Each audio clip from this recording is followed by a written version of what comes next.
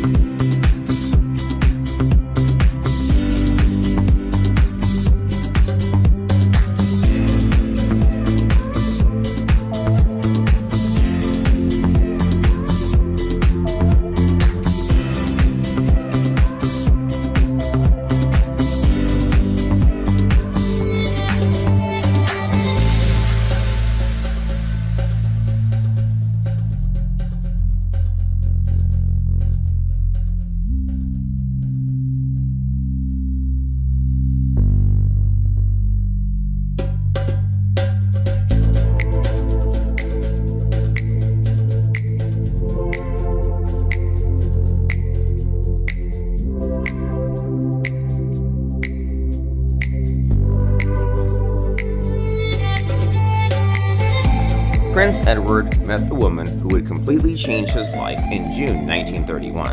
At a party hosted by Lady Furness, the prince was introduced to Wallis Simpson, a sophisticated, charming, and charismatic American woman who had recently moved to London with her husband.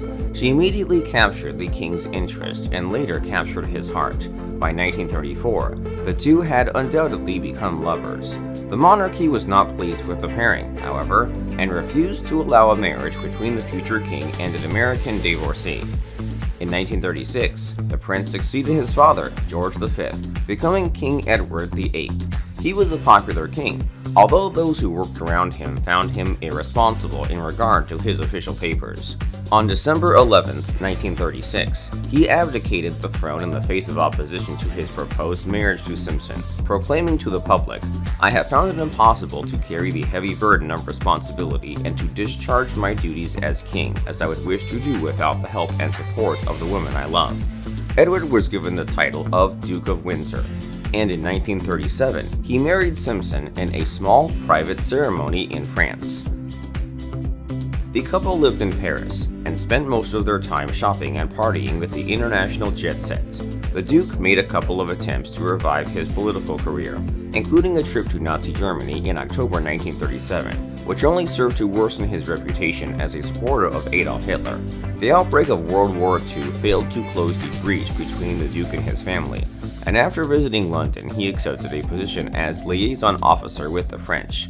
After the fall of France, he traveled to Madrid, where he was subjected to a fanciful plan of the Nazis to remake him king and to use him against the established government in Britain. When he reached Lisbon, Prime Minister Churchill offered him the governorship of the Bahamas, then a British colony in the West Indies, and he remained there for the duration of the war, 1940 through 45.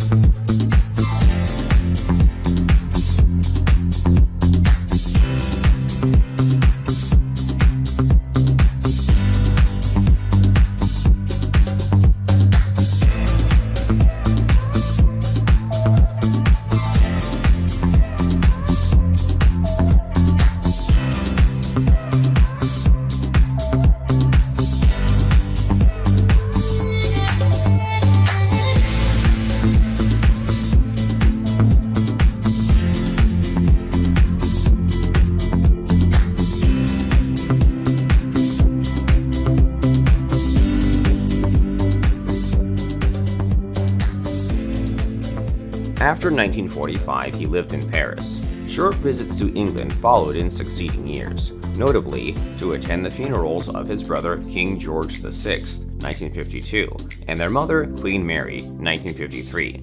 But it was not until 1967 that, for the first time, the Duke and Duchess were invited to attend an official public ceremony with other members of the royal family. Initially, the unveiling of a plaque to Queen Mary at Marlborough House. He and Simpson then returned to Paris, France, where Edward, Duke of Windsor, died on May 28, 1972. He was buried at Windsor Castle, and 14 years later, Simpson was buried behind him.